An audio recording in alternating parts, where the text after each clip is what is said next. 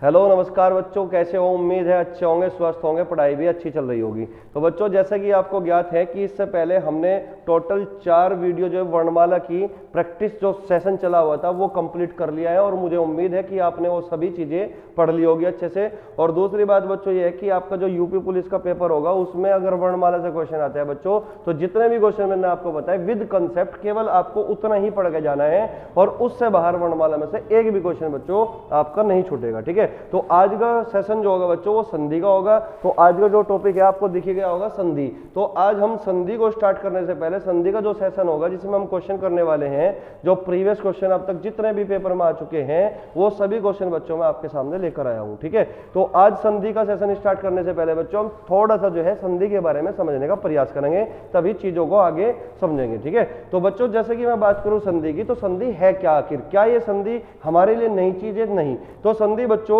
ये पहले से जब हमारे देश में राजा महाराजा हुआ करते थे तभी से संधि चली आई हुई है। ठीक है, लेकिन तब के टाइम पे संधि जो होती थी बच्चों वो दो राजाओं के मध्य होती थी, यानी कि अगर दो राजाओं के बीच में कोई लड़ाई या मट मुटाव है, मन मुटाव है, तो उसको दूर करने के लिए तो संधि उनके बीच में होती थी। लेकिन बच्चों अब हमारा जो चैप्टर चला हुआ है संधि का, यहाँ पे संधि है तो वही चीज, क्योंकि संधि का मतलब होता है मेल। वहां पे दो राजाओं के मध्य में संधि थी, लेकिन यहाँ पे जो संधि है यहाँ पे दो वर्णों के बीच में संधि होगी। ठीक है, अगर मैं बात करूं बच्चों संधि की, तो संधि जो होगी बच्चों ये दो शब्दों से मिलकर बनी होती है। दो शब्दों से मिलकर बना होता है सम जमा धी।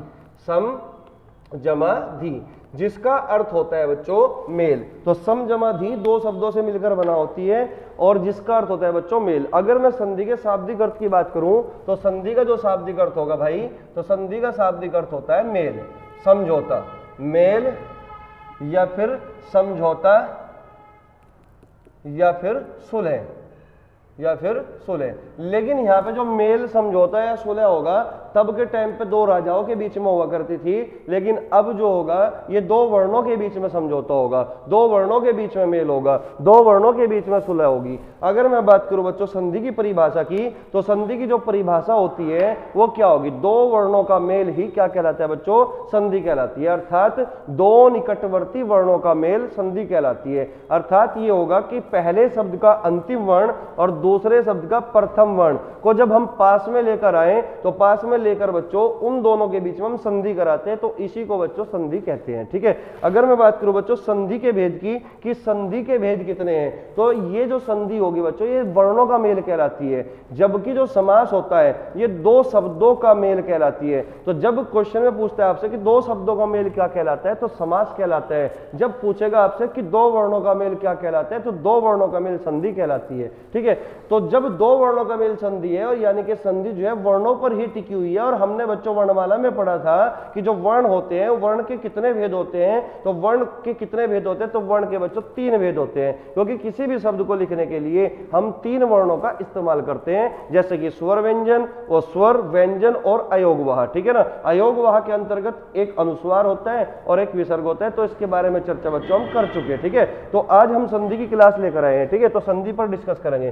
तो अगर बात करूं बच्चों में संधि के भेद की, तो संधि के भेद कितने होंगे? संधि के भेद, तो संधि के भेद होते हैं बच्चों 3, क्योंकि अगर वर्ण के भेद 3 हैं तो संधि के भेद भी बच्चों 3 होंगे। अब 3 कौन कौन से बच्चों? एक तो हो गया स्वर संधि, एक कौन सी होगी बच्चों?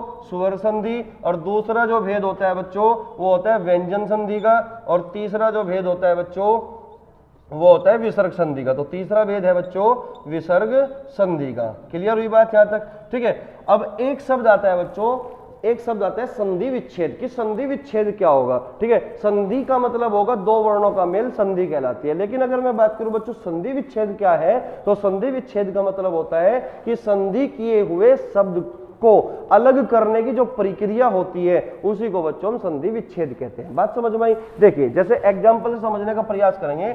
मैं यहाँ पे एक शब्द लिखता हूं बच्चों विद्यालय।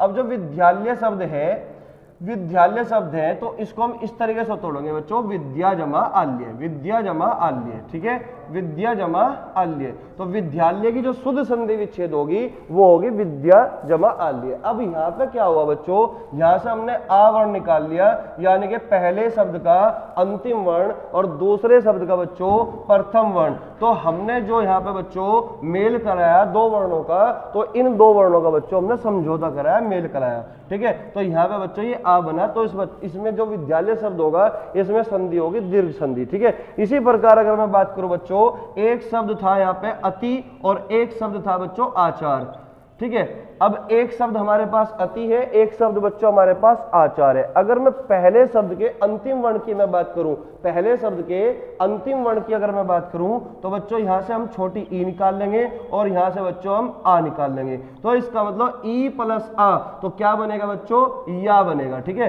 तो ई और आ ये दोनों के दोनों बच्चों स्वर है, ई भी एक स्वर है जिसको हम मूल स्वर बोलते हैं, और आ बच्चों यहाँ पे क्या होगा, ये होगा बच्चों आपका दीर्घ स्वर, यानी कि मूल दीर्घ स्वर। तो ई और आ ने बच्चों समझौता किया, तो ये जो शब्द बना बच्चों, यहां से जब ई स्वर निकाल लिया तो आधा तय बचेगा, और यहां से जब आ निकाल लिया बच्चों तो 4 बचेगा। लेकिन इन दो वर्णों ने समझौता करने के बाद क्या बना दिया, या बना दिया। तो यहाँ पे बच्चों या आ गया, तो इसका मतलब यहाँ पे जो अत्याचार शब्द है, तो अत्याचार शब्द में जो समझौता हुआ दो वर्णों का वो ई का और आ का हुआ, ठीक है बच्चों। और इन्होंने समझौता करने के बाद जो नया शब्द बनाया वो अत्याचार बनाया, जिसमें यण संधि होगी, ठीक है बच्चों। चलिए, अगर इतनी बात समझ में आती है कि अत्याचार शब्द की शुद्ध संधि विच्छेद क्या होगी, तो अति जमा आचार शुद्ध संधि विच्छेद होगी, यानी कि संधि किए हुए शब्द को अलग अलग करने की प्रक्रिया ही संधि विच्छेद कहलाती है।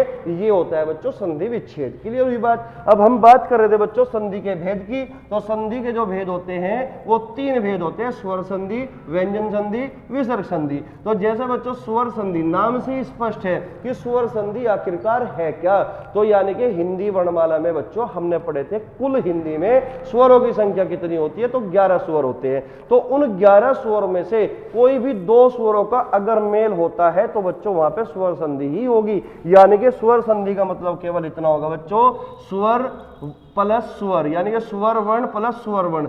जब भी 2 स्वर वर्ण आपस में समझौता करेंगे, मेल करेंगे, सुलह करेंगे, तो हमेशा बच्चों वहां पे क्या होगी, स्वर संधि होगी, ठीक है। अगर मैं बात करूं व्यंजन संधि की, तो व्यंजन संधि का मतलब क्या होगा, व्यंजन संधि का मतलब बच्चों होता है कि एक व्यंजन या तो स्वर वर्ण के साथ संधि कर ले, समझौता कर ले, मेल कर ले, या एक व्यंजन दूसरे व्यंजन वर्ण के साथ मेल कर ले। कहने का मतलब ये हुआ कि व्यंजन वर्ण प्लस स्वर, स्वर की जगह बच्चों व्यंजन भी आ सकता है, तो वो कहलाती है बच्चों व्यंजन संधि। यानी कि एक व्यंजन वर्ण या तो स्वर के साथ मेल करेगा या फिर व्यंजन वर्ण बच्चों व्यंजन के साथ ही मेल करेगा, उसी को बोलते हैं बच्चों हम व्यंजन संधि। अब अगर मैं बात करूं बच्चों विसर्ग संधि क्या होती है, तो विसर्ग संधि का मतलब क्या होगा, विसर्ग संधि का मतलब केवल इतना ही होता है कि विसर्ग जो मेल करेगा या तो स्वर वर्ण के साथ मेल करेगा या फिर व्यंजन के साथ मेल करेगा। बात समझ में आई। तो विसर्ग का जो मेल होगा,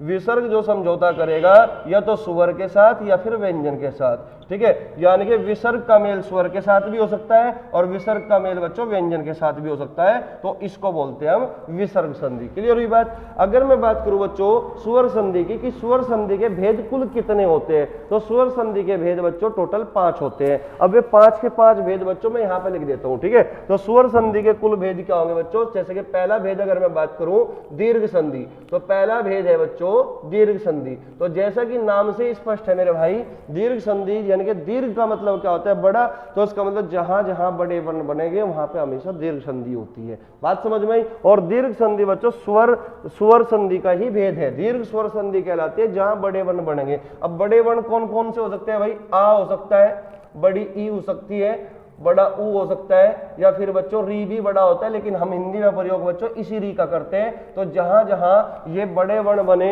आ, बड़ी ई, बड़ा ऊ और री, तो वहां पे हमेशा बच्चों दीर्घ संधि होती है। और जैसे कि बच्चों आपको पता है कि जो बड़ा वर्ण बनता है वो हमेशा सजातीय स्वरों का मेल से बनेगा। तो आ जो बनेगा बच्चों ए प्लस ए, यानी कि एक जैसे स्वर का मेल जब भी होगा तो हमेशा बड़ा वर्ण ही बनेगा, अर्थात सजातीय वर्णों का मेल जहां जहां होगा वहां पे हमेशा बच्चों दीर्घ संधि होती है। तो जैसे कि आ है बच्चों, ये ए प्लस ए से मिलकर बनेगा, तो उसका मतलब एक जैसे समान स्वरों का मेल क्या कहलाएगा बच्चों, बड़ा वन बनाएगा, तो दीर्घ संधि होगी। ठीक है ना। चलिए अगर मैं बात करूं दूसरे भेद की बच्चों, तो दूसरा भेद होता है यण संधि। दूसरा भेद होता है भाई यण संधि।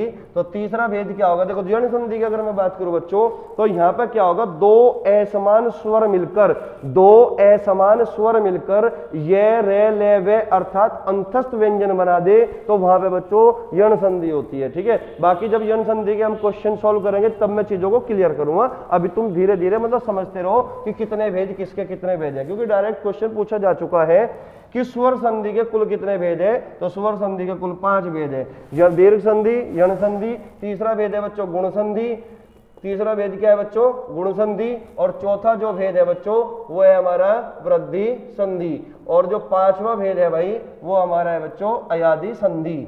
वो कौन सा भेद है, अयादि संधि। क्लियर हुई बात। ठीक है। तो इससे आगे का जो कंसेप्ट होगा बच्चों वो क्वेश्चन के साथ ही हम सोल्व करेंगे, क्वेश्चन के साथ ही मैं चीजों को समझाने की कोशिश करूंगा। ठीक है। अभी एक छोटी सी एक भूमिका जमाने की मैंने कोशिश की कि संधि आखिर क्या होती है, संधि का मतलब क्या होता है, संधि का शाब्दिक अर्थ क्या होता है, संधि के भेद कितने होते हैं, संधि की परिभाषा क्या होती है। ठीक है। संधि विच्छेद क्या होता है। ठीक है। दीर्घ संधि क्या होती है, यण संधि क्या होती है, गुण संधि क्या होती है, वृद्धि संधि क्या होती है, अयादि संधि क्या होती है, इन चीजों पर चर्चा हम जो है क्वेश्चनों के साथ ही करेंगे। ठीक है बच्चों। चलिएगा इसको मैं कर देता हूं एक बार ना, और अब हम जो है बच्चों क्वेश्चन के साथ ही चीजों का समझने का प्रयास करेंगे। ठीक है भाई। चलिएगा तो चलिए बच्चों आपके सामने क्वेश्चन आ चुका है, इसको एक बार जो है बनाने का प्रयास करेंगे। क्वेश्चन में क्या लिखा हुआ है देखते हैं बच्चों। तो क्वेश्चन में लिखा हुआ है क्वेश्चन नंबर 1 में कि संधि विच्छेद में यदि किसी वर्ग के प्रथम वर्ण से परे कोई अनुनासिक वर्ण हो तो संधि करते समय प्रथम वर्ण के स्थान पर उसी वर्ग का कौन सा वर्ण हो जाएगा। ऑप्शन ए उसी वर्ग का तृतीय वर्ण, ऑप्शन बी उसी वर्ग का अनुनासिक अर्थात पंचम वर्ण, और सी ऑप्शन में दिया हुआ है बच्चों उसी वर्ग का चतुर्थ वर्ण यानी कि चौथा वर्ण, और डी ऑप्शन में दे रखा है बच्चों उसी वर्ग का प्रथम वर्ण। अब देखिए बच्चों ये 2019 में बच्चों पेपर में पूछा हुआ है, प्रीवियस का क्वेश्चन है, यूपी ट्रिपल एससी ने पूछा था। ठीक है।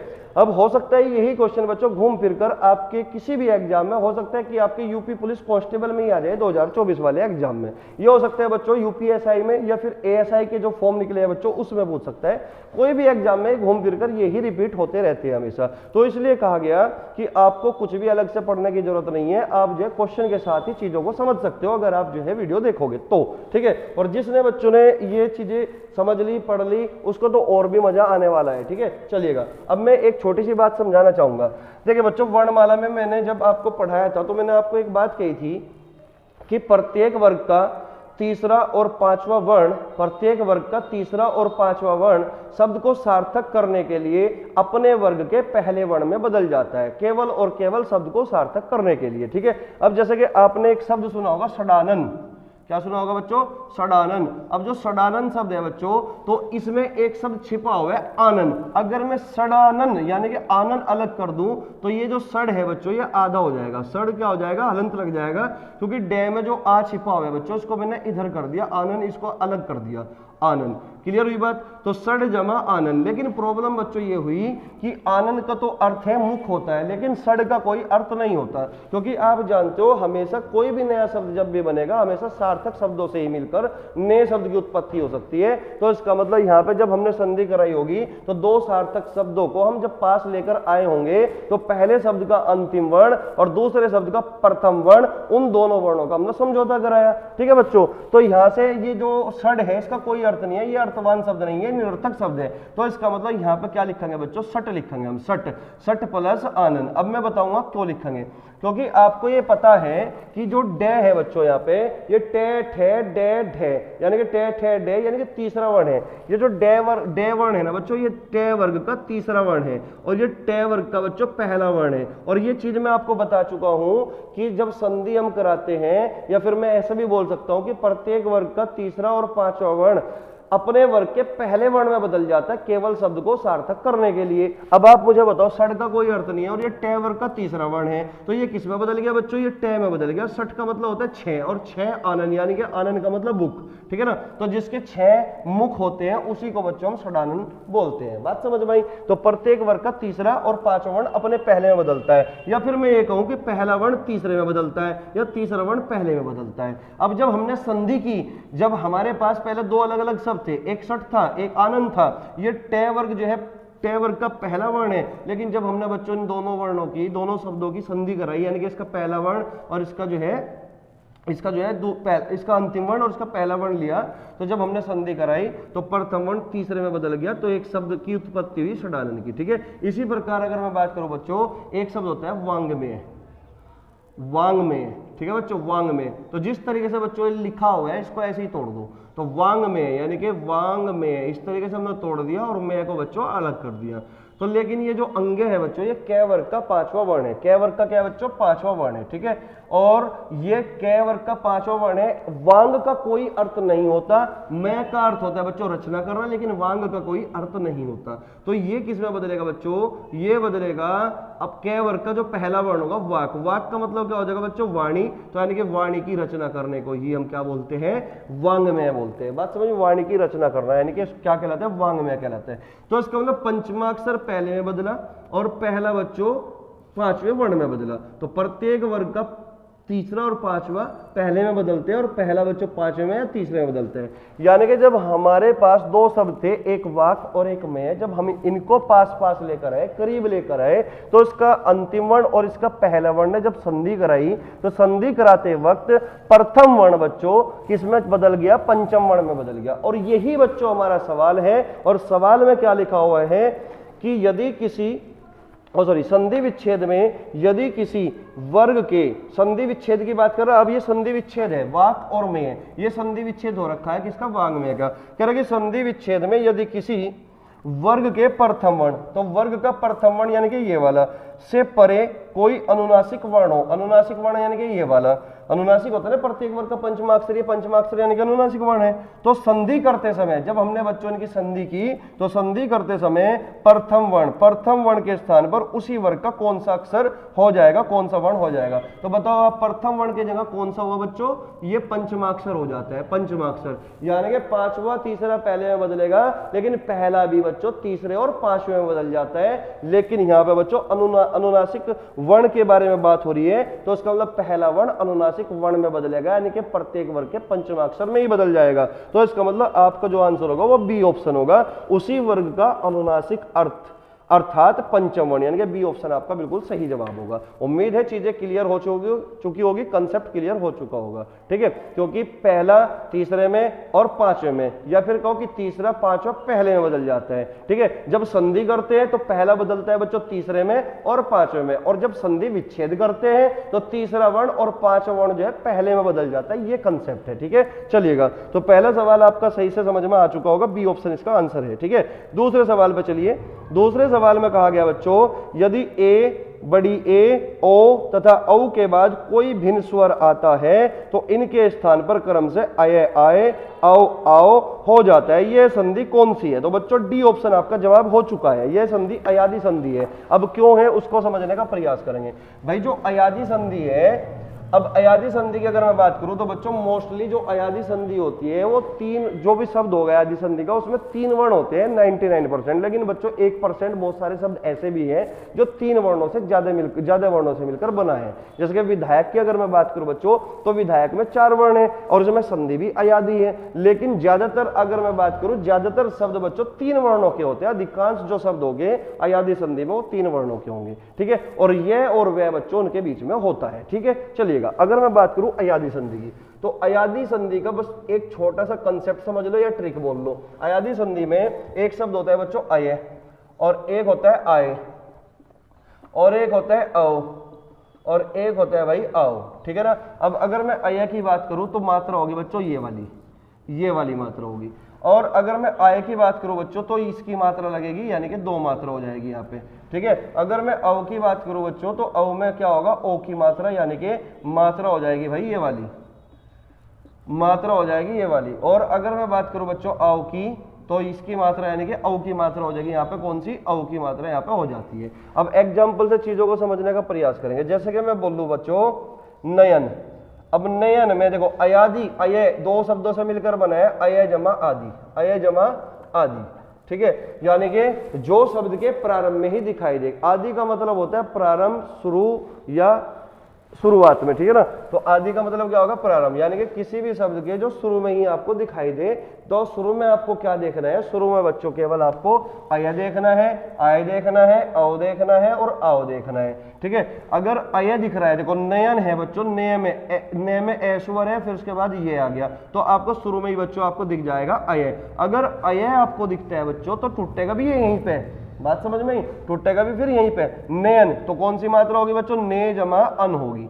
तो इसका शुद्ध संधि विच्छेद क्या बनेगा, ने जमा अन बनेगा। और जब अयादि संधि का संधि विच्छेद हम करते हैं तो बच्चों ये निरर्थक शब्द होते हैं, इनका कोई अर्थ नहीं होता, बात समझ में आई, ठीक है। अब जैसे कि बच्चों मैं बोल दूं नायक शब्द बोल दूं, नायक, क्या बोल दूं, नायक। अब आपको शुरुआत में दिख चुका होगा यहाँ पे बच्चों आय छिपा हुआ है, ना में आ है और ये आय आ गया। तो अगर आय आ गया बच्चों तो मात्रा बच्चों नए पे लगेगी, क्योंकि टूटा का भी यहीं से ही है, यहाँ से टूटा ना ये भी, तो यहाँ से टूट जाएगा। तो यहाँ पे बच्चों आई की मात्रा होगी नई जमा अक हो जाएगा, बात समझ में आई, नई जमा अक हो जाएगा। अब जैसे कि बच्चों मैं बोल दूं पवन, अब जैसे कि पवन शब्द है तो आपको बच्चों पे में ए छिपा हुआ है और वे औ आ चुका है यहाँ पे। अगर औ आ चुका तो औ के लिए बच्चों ओ की मात्रा, यानी कि यहाँ पे पै से टूट जाएगा, तो ये हो जाएगा बच्चों पो जमा अन। तो इसकी शुद्ध संधि विच्छेद क्या होगी, पो जमा अन होगी।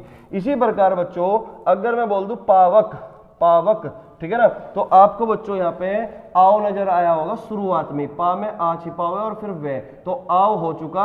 अगर आओ आ चुका बच्चों तो इसका मतलब मात्रा भी दो लगेगी और टूटेगा भी यहीं से, तो इसका मतलब यहाँ पे बच्चों मात्रा हो जाएगी दो। तो पावक यानी कि पो हो जाएगा बच्चों पौ जमा अक, पौ जमा अक। तो आपका जो शुद्ध संधि विच्छेद बनेगी वो बनेगी यहाँ पे पो जमा अन और यहाँ पे बच्चों बनेगी पौ जमा अक, ठीक है। तो उम्मीद है चीजें क्लियर हो चुकी होगी। तो बच्चों अयादि संधि में केवल आपको केवल और केवल इतनी सी बात समझनी है। अगर मैं बात करूं जैसे कि मैं आपको बता ही रहा था कि जो विधायक शब्द है, अब विधायक शब्द में बच्चों अयादि संधि है और कहां से टूटेगा आपको देखना पड़ेगा, विधायक। अब आय आपको यहाँ पे नजर आया होगा, आय तो टूटेगा बच्चों यहीं पे। अगर आय यहाँ पे नजर आया, आय कहाँ पे है बच्चों, ये रहा, तो कौन सी मात्रा होगी, दो मात्रा, तो यहाँ पे धै से टूट जाएगा बच्चों, तो ये बनेगी विधई, दो मात्रा आएगी ना, विधई जमा अक, इसकी शुद्ध संधि विच्छेद होगी विधई जमा अक। तो ऐसे बहुत सारे शब्द है जो चार वर्णों से मिलकर बने होते हैं, ठीक है बच्चों, जैसे कि प्रस्तावित हुआ, और भी बहुत सारे शब्द हैं, ठीक है। तो अयादि संधि, उम्मीद है चीजें क्लियर हो चुकी होगी। केवल और केवल अयादि संधि का कंसेप्ट यही है, अय आय औ औ। अय का मतलब एक मात्रा इसकी, आय का मतलब दो मात्रा आई की, औ का मतलब ओ की मात्रा, आओ का मतलब बच्चों औ की मात्रा। तो किस तरीके से ब्रेक करते हैं, शुरुआत में ही हमें दिख जाता है अय है या आय है या औ है या फिर आओ है, जो भी होगा उसी की मात्रा बच्चों लगेगी। क्लियर हुई बात। तो उम्मीद है क्वेश्चन दूसरा समझ में आया होगा। तो वो दूसरा को, हाँ दूसरा ही है ना, हाँ। तो क्वेश्चन नंबर 3 पे आइए बच्चों। तो दूसरे का जो आंसर है वो डी ऑप्शन हो चुका था, अयादि संधि। तीसरे क्वेश्चन पे आइए, इनमें से कौन संधि का गुण है। क्वेश्चन में पूछा गया कि इनमें से कौन सा गुण संधि का है। तो चार ऑप्शन बच्चों आपके सामने हैं। ए ऑप्शन में कहा गया संधि निरर्थक अक्षरों को मिलाकर सार्थक शब्द बनाती है। बी ऑप्शन में संधि में समास होता है। सी ऑप्शन है संधि का अर्थ अलगाव होता है। डी ऑप्शन है इनमें से कोई नहीं। तो इस सवाल का उत्तर आपका बच्चों डी ऑप्शन होगा, क्योंकि संधि निरर्थक अक्षरों को मिलाकर सार्थक शब्द बनाती है। ये बिल्कुल सरासर गलत है, क्योंकि संधि हमेशा बच्चों दो सार्थक शब्दों को लेकर आया गया होगा और इस शब्द का अंतिम वर्ण और दूसरे शब्द का प्रथम वर्ण, उन दोनों का मेल कराया गया होगा। यानी कि संधि कराने से पहले जो शब्द होते हैं वो सार्थक होते हैं, और जब उन शब्दों को पास में लेकर आए तो उनके निकटवर्ती वर्णों का मेल कराने के बाद संधि होगी। बात समझ में आई। तो इसका मतलब ये बात सरासर गलत है कि संधि निरर्थक अक्षरों को मिलाकर सार्थक शब्द बनाती है। बिल्कुल बकवास की बात है, बिल्कुल ए ऑप्शन गलत होगा। अगर बी ऑप्शन की बात करूं, संधि में समास होता है, तो जी हां संधि में समास हो सकता है, लेकिन हर संधि में समास हो ऐसा जरूरी नहीं होता। यानी कि जिन शब्दों में संधि होगी उस शब्द में समास होगा ही होगा। तो ये बिल्कुल सरासर गलत है बच्चों, ठीक है। दुनिया के सारे शब्दों में संधि हो ऐसा भी जरूरी नहीं है, और दुनिया के सारे शब्दों में समास हो ऐसा भी जरूरी नहीं है, और जिन शब्दों में संधि हो उसमें समास हो ऐसा भी जरूरी नहीं है, और जिन शब्दों में समास हो और उसमें संधि हो ऐसा भी जरूरी नहीं है। तो ये सवाल में कहा गया संधि में समास होता है, तो हम इसको 100% बात सच नहीं मान सकते, ये जो है गलत बात है। ठीक है, तो बी ऑप्शन आपका गलत हो चुका। अगर सी ऑप्शन की मैं बात करूं, कह रहे कि संधि का अर्थ अलगाव है। अभी तो मैं चिक चिक क्या बोल रहा था कि संधि का मतलब तो मेल होता है, सुलह होता है, समझौता होता है। वहां पे दो राजाओं के बीच में हुआ था, अब यहाँ पे दो वर्णों के बीच में हो रहा है, तो इसका मतलब संधि का अर्थ अलगाव यानी कि अलग होना तो हो ही नहीं सकता, संधि का अर्थ तो मेल था। तो इसका मतलब आपका जो जवाब होगा सी ऑप्शन बच्चों ये भी गलत हुआ। अब डी ऑप्शन बचा बच्चों, इनमें से कोई नहीं, तो इसका मतलब आपका सही जो जवाब होगा वो डी ऑप्शन होगा। ठीक है, चलिए क्वेश्चन नंबर 4 पे आइए बच्चों। क्वेश्चन नंबर 4 में कहा गया यदि ए या आ के बाद ई या बड़ी ई आए तो दोनों मिलकर ए हो जाते हैं, यह स्वर संधि कहलाती है। कौन सी स्वर संधि कहलाती है भाई? दीर्घ स्वर संधि कहलाती है, या वृद्धि स्वर संधि कहलाती है, या फिर गुण स्वर संधि कहलाती है, या फिर अयादी स्वर संधि कहलाती है। तो बच्चों आपका जो जवाब होगा इस क्वेश्चन का, क्वेश्चन नंबर 4 का, तो आपका जवाब होगा सी ऑप्शन, यानी कि ये कहलाएगी बच्चों गुण संधि, गुण स्वर संधि। सी ऑप्शन बिल्कुल सही जवाब है। अब इस संधि को सीखने के लिए बच्चों आपको थोड़ा सा वर्णमाला में समझना पड़ेगा। वर्णमाला में जो आपको मैंने शुरुआत में समझाया था, स्वर और व्यंजन के बारे में समझाया था, तो वो सारी चीजें आपको समझनी पड़ेगी। ठीक है, वर्णमाला का कंसेप्ट आपको मिल जाएगा। जो मैंने वर्णमाला में 4 वीडियो बनाई थी उसके साथ क्वेश्चन के साथ मैंने कंसेप्ट भी बताया था। ठीक है, तो समझिए बच्चों, क्वेश्चन नंबर 4 में कहा गया कि ए या आ के बाद, ये कह रहा कि ए या फिर आ के बाद ई या बड़ी ई आए, ई या बड़ी ई आए तो दोनों मिलकर ए हो जाते हैं। दोनों मिलकर क्या हो जाते हैं बच्चों? ए हो जाते हैं। ठीक है, तो यह स्वर संधि कहलाती है। अब बात को समझना बच्चों। अब मैं अगर बात करूं गुण संधि की, गुण संधि है क्या आखिरकार? तो गुण संधि स्वर संधि का भेद है। ठीक है बच्चों, तो गुण संधि है बच्चों हमेशा एक तो मात्रा इसकी होती है और एक मात्रा बच्चों इसकी लगती है, वो सॉरी ओ की मात्रा, ये ओ की होगी थी, वृद्धि संधि में पहुंच गया था अभी, है ना। एक मात्रा बच्चों ओ की लगेगी, और साथ में बच्चों गुण संधि में बच्चों अर, एक बनेगा अर। जैसे कि महर्षि, देवर्षि, सप्तऋषि, तो जितने शब्दों में भी ऋषि शब्द होता है मोस्टली, उसमें तो बच्चों गुण संधि ही होती है। आंख बंद करके बच्चों आप गुण संधि पर लगा देना जिसमें भी ऋषि वर्ड होगा। जैसे कि देवर्षि हो गया, सप्तऋषि हो गया, महर्षि हो गया, तो गुण संधि का उदाहरण है। शीत ऋतु हो गया तो उसमें ऋ से ही बना हुआ है ऋतु, तो उसमें भी बच्चों गुण संधि का ही उदाहरण है। ठीक है, तो यहाँ पे एक ही मात्रा कैसे बनेगी? एक ही मात्रा बच्चों हमेशा ऐसे बनेगी, इस ए से बनती है एक ही मात्रा, और यहाँ पे इस ओ की मात्रा का मतलब ये होता है। ठीक है, यहाँ पे एक की मात्रा ये वाली है ना, तो ए का अगर मिलन ई से कराया जाए तो हमेशा ए बनेगा।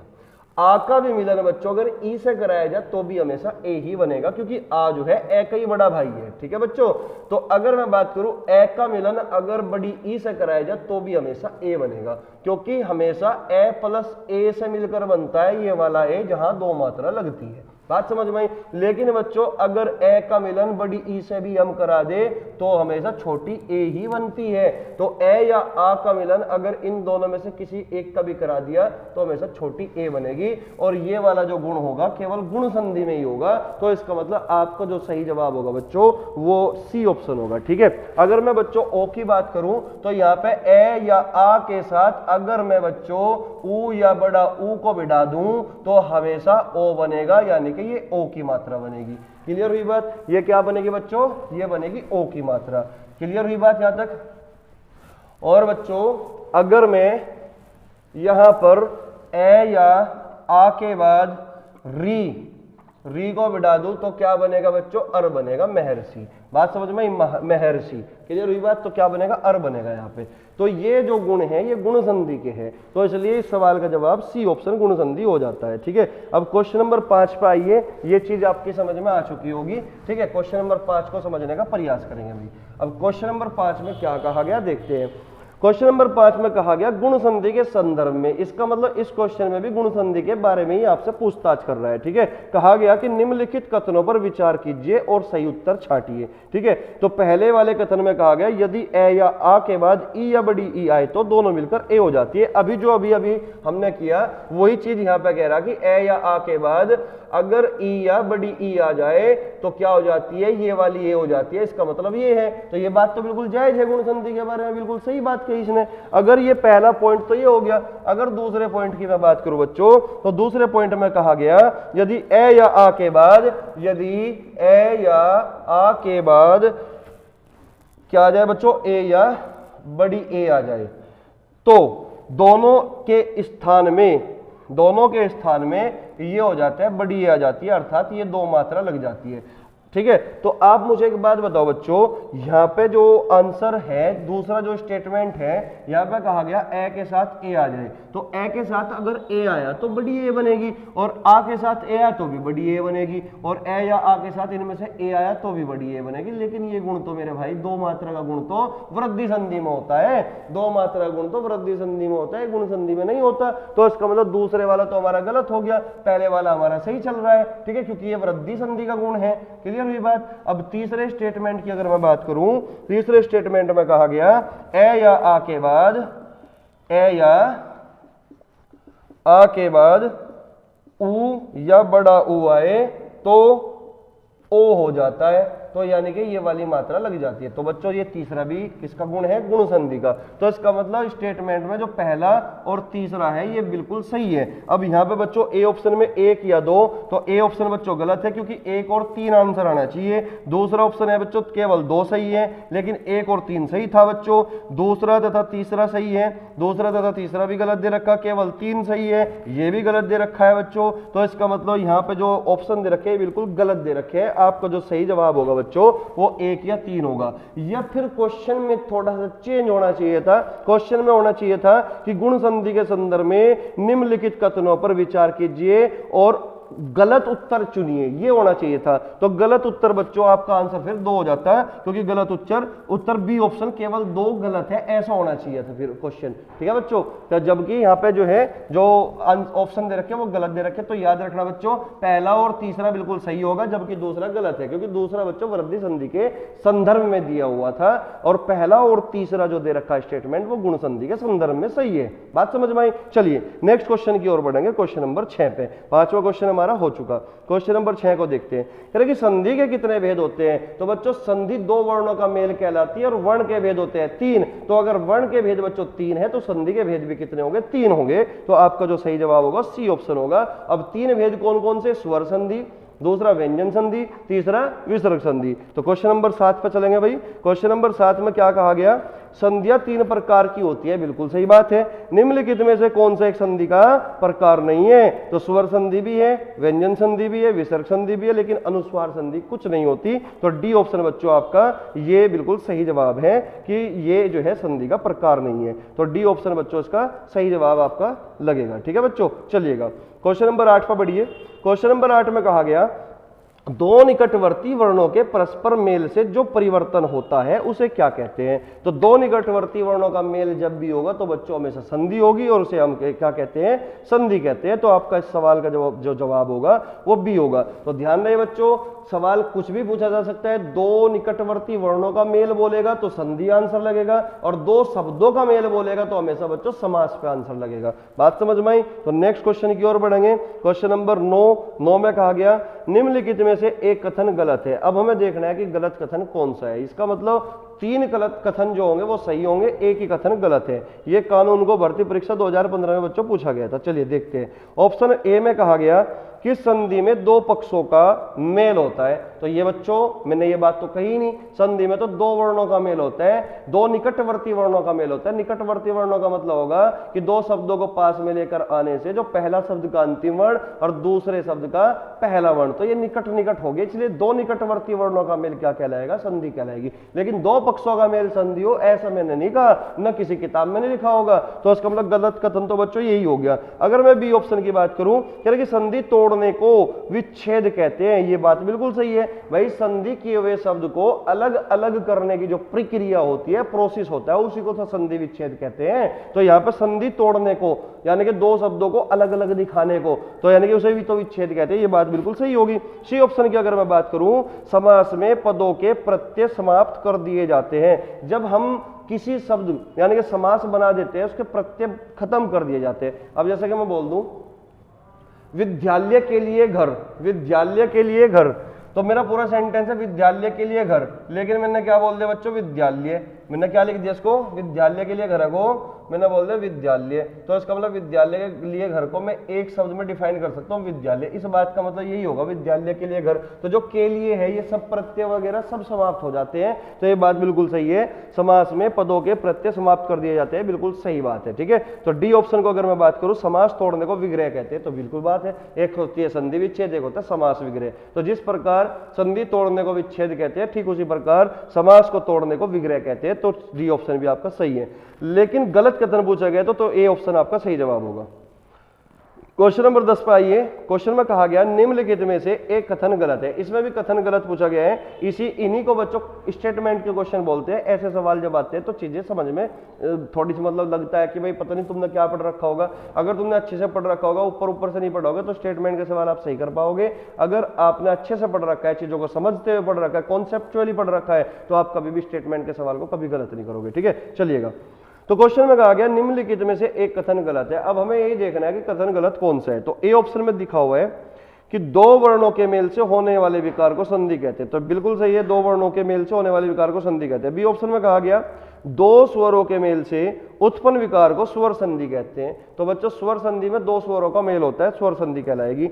सी ऑप्शन में कहा गया व्यंजन से स्वर अथवा व्यंजन के मेल से उत्पन्न विकार को व्यंजन संधि कहते हैं। ये भी बात सही है। व्यंजन संधि का मतलब व्यंजन के साथ व्यंजन या व्यंजन के साथ स्वर, तो क्या कहलाएगी, व्यंजन संधि कहलाएगी। बी ऑप्शन में कहा गया विसर्ग के साथ विसर्ग, विसर्ग के साथ विसर्ग के मेल से उत्पन्न विकार को विसर्ग संधि कहते हैं। बच्चों ये बात बिल्कुल गलत है, क्योंकि एक सवाल ये पूछा भी गया था, विसर्ग के साथ विसर्ग का मेल संधि कभी भी नहीं कहलाती। तो याद रखना, विसर्ग के साथ जो मेल होगा या तो स्वर का मेल होगा या फिर व्यंजन का मेल होगा, या फिर व्यंजन का। तो विसर्ग के साथ स्वर का मेल तो विसर्ग संधि कहलाएगी, विसर्ग के साथ व्यंजन का मेल तो विसर्ग संधि कहलाएगी। लेकिन विसर्ग के साथ केवल विसर्ग का मेल तो ये विसर्ग संधि नहीं कहलाती। ठीक है ना। तो डी ऑप्शन बच्चों आपका जो है बिल्कुल सही जवाब होगा, डी पर टिक लगेगा, क्योंकि गलत कथन पूछा गया था, गलत आपका डी ऑप्शन है। ठीक है, नेक्स्ट क्वेश्चन की ओर बढ़ेंगे।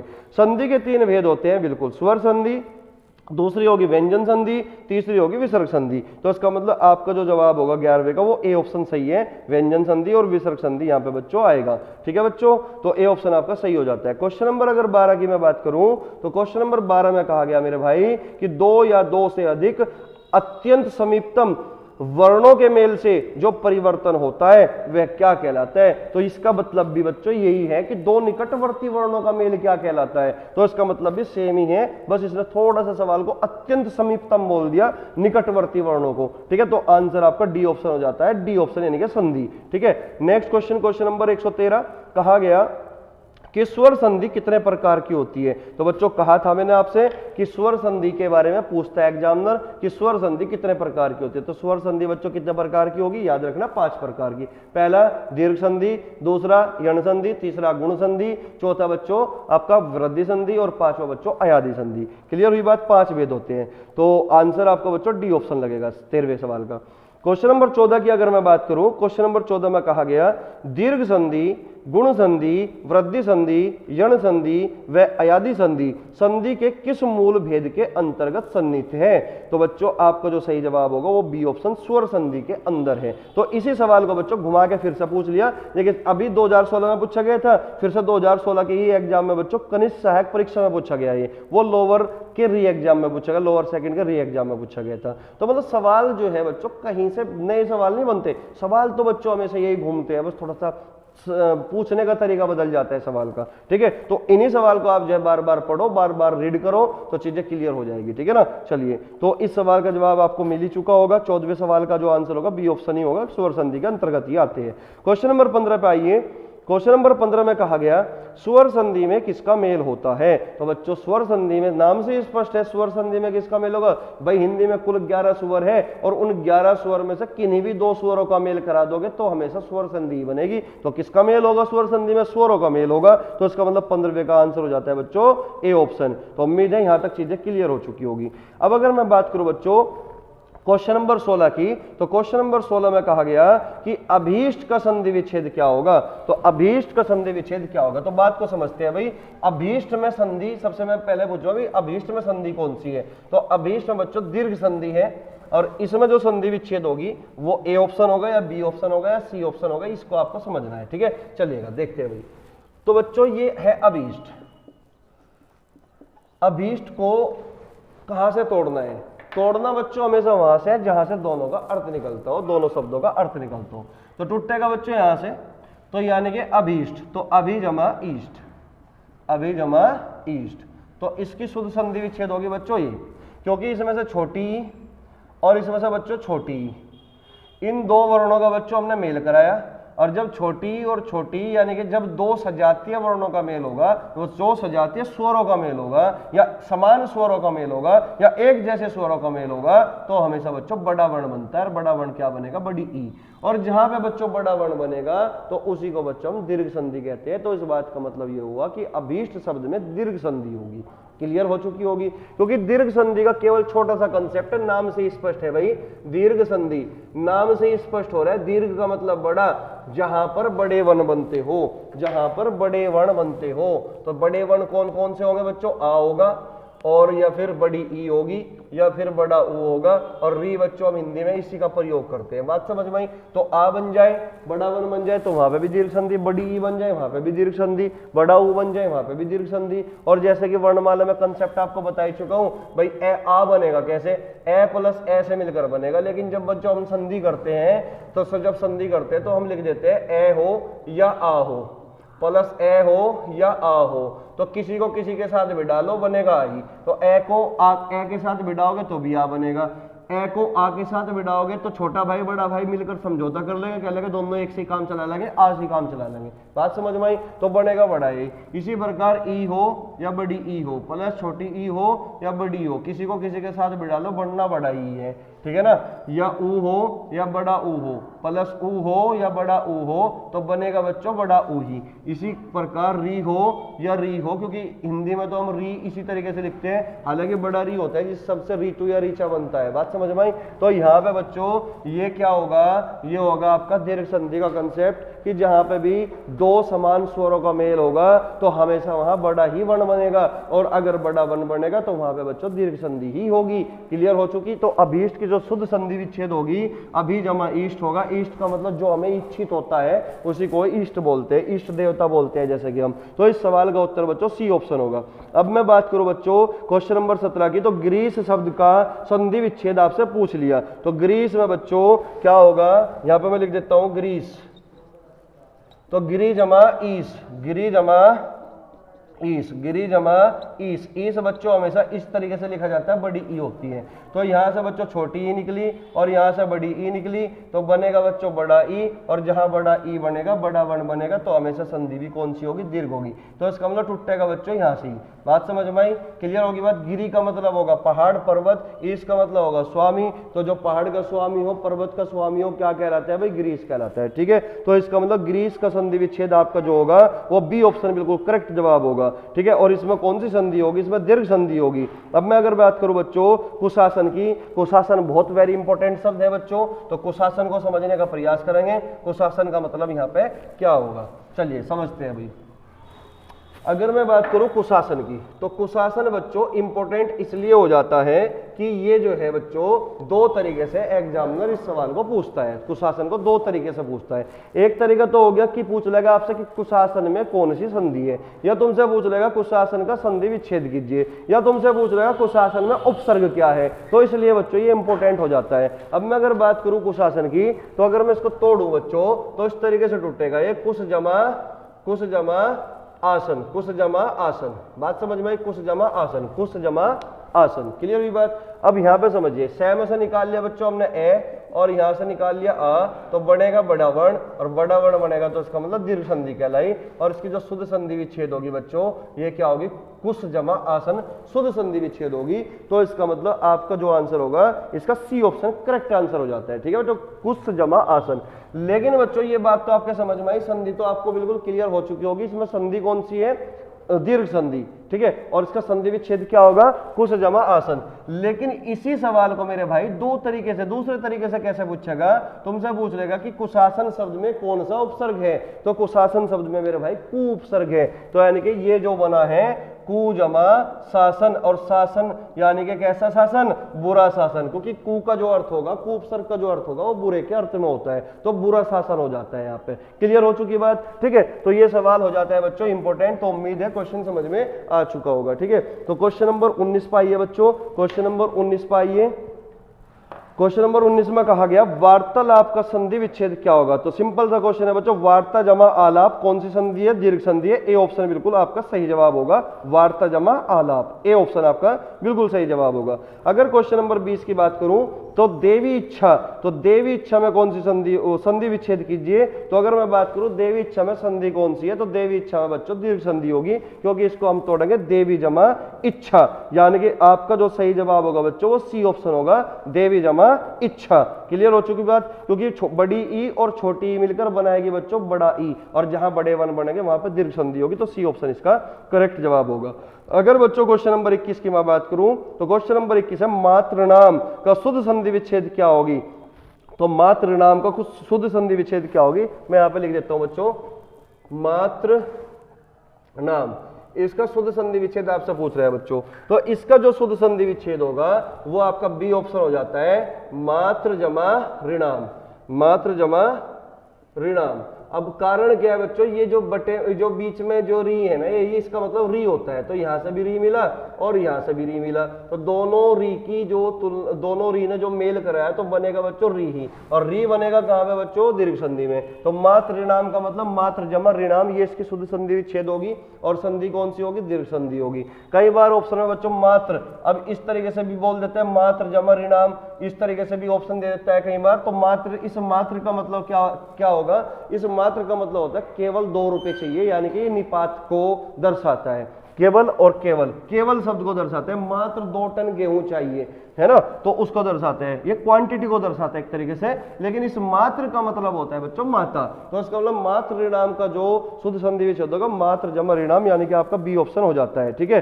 अब अगर क्वेश्चन नंबर 22 की बात करूं तो भोजन जमाल्य, तो भोजनाल्य में संधि क्या है, तो भोजन जमाल्य में, भोजनाल्य में दीर्घ संधि होगी, दीर्घ संधि का मतलब ए ऑप्शन, तो आपका सवाल का उत्तर ए हो जाता है, ठीक है। क्वेश्चन नंबर 23 की अगर मैं बात करूं, श्रद्धानंद का संधि विच्छेद क्या है, तो श्रद्धानंद में बच्चों श्रद्धा जमा आनंद, यानी कि यहाँ पे बच्चों दीर्घ संधि हो जाएगी, बी ऑप्शन आपका करेक्ट जवाब होगा, श्रद्धा जमा आनंद, बी ऑप्शन करेक्ट जवाब है, ठीक है बच्चों। अगर क्वेश्चन नंबर 24 की मैं बात करूं तो पुस्तकालय में कौन सी संधि है, तो पुस्तकालय में बच्चों दीर्घ संधि होगी, क्योंकि इसका शुद्ध संधि विच्छेद पुस्तक जमा आल्य होगा, पुस्तक जमा आल्य होगा, ठीक है बच्चों। अगर मैं बच्चों 25वें क्वेश्चन की बात करूं तो धातु उष्मा, धातु उष्मा में कौन सी संधि होगी, तो धातु उष्मा में बच्चों दीर्घ संधि होगी। अब धातु उष्मा का जो शुद्ध संधि विच्छेद होगा मेरे भाई, तो इसको आपको समझना है, ठीक है। धातु उष्मा का जो शुद्ध संधि विच्छेद होगा इसको एक बार आप समझ लोगे, जान लोगे, क्योंकि यहाँ पे थोड़ी सी मिस्टेक बच्चा कर सकता है संधि विच्छेद करते समय। अब वो मिस्टेक क्या होगी मैं बता दूंगा आपको, मात्राओं में गड़बड़ कर सकता है, ठीक है। अब जैसे कि शब्द है धातु उष्मा, धातु उष्मा, ठीक है बच्चों, तो इसकी जो शुद्ध संधि विच्छेद होगी, अब बात को समझना, जब धातु अकेला लिखा जाता है धातु, तो धातु में छुटाऊ की मात्रा होगी, और उष्मा अकेला लिखा जाता है उसमें बड़ा ऊ होता है, बात समझ में आई। तो यहाँ पे छोटा ऊ और यहाँ पे बड़ा ऊ, दोनों को आपस में मेल कराने से बड़ा ऊ ही बनेगा, इस बड़ा ऊ के कारण मेरे भाई यहाँ पे बड़ा ऊ हो जाता है, यानी कि बड़ा ऊ की मात्रा लग जाती है, ठीक है। लेकिन जब धातु अकेला लिखा जाता है, इंडिविजुअल लिखा जाता है, तो हमेशा धातु क्या होगा बच्चों, धातु में छोटा ऊ होगा। ठीक इसी प्रकार अगर मैं एक शब्द से और समझाने की कोशिश करूं, जैसे कि मैं बोल दूं भानुदय, जैसे मैं बोल दूं बच्चों भानुदय, अब भानुदय जब लिखा जाएगा इस तरीके से संधि किया हुआ शब्द है, जब इसका संधि विच्छेद किया जाएगा तो संधि विच्छेद करते वक्त भानु में छुटाऊ की मात्रा आ जाती है, बात समझ में आई। और यहाँ पे क्या हो जाएगा, भानु जमा उदय, क्लियर हुई बात। तो यहाँ पे छोटा ऊ मिलकर बड़ा ऊ बनेगा, और बड़ा ऊ बनने के कारण बच्चों यहाँ पे बड़ा ऊ की मात्रा हो जाती है। लेकिन अगर बात करूँ बच्चों वधूत्सव, अब एक शब्द और होता है वधूत्सव, ठीक है ना। अगर मैं बात करूं वधूत्सव की, तो यहाँ पे बच्चों वधूत्सव इस तरीके से लिखा जाता है वधूत्सव, है ना, तो वधूत्सव। लेकिन जब इसकी संधि विच्छेद करोगे तो वधु बच्चों हमेशा बड़ा ऊ ही होता है, वधु में कभी भी छुटाऊ की मात्रा नहीं होती, हमेशा वधु में बड़ा ऊ की मात्रा ही होती है, बात समझ में आई।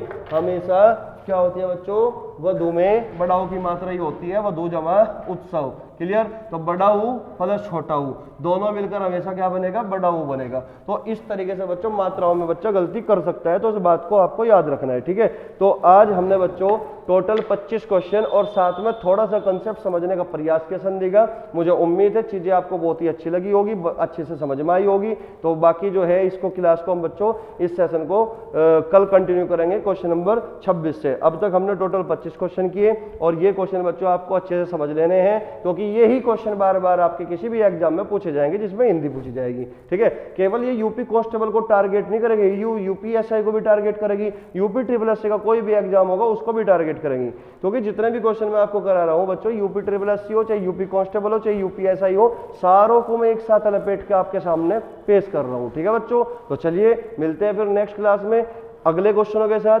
ठीक है, तब तक आप पढ़ते रहिए, खुश रहिए, स्वस्थ रहिए और जो है पूरी मतलब जो है मेहनत करते रहिए, ताकि आप जो है इस बार यूपी पुलिस कांस्टेबल में सेलेक्ट हो पाओ। ठीक है, तो चलिए बच्चों, जय हिंद, जय भारत।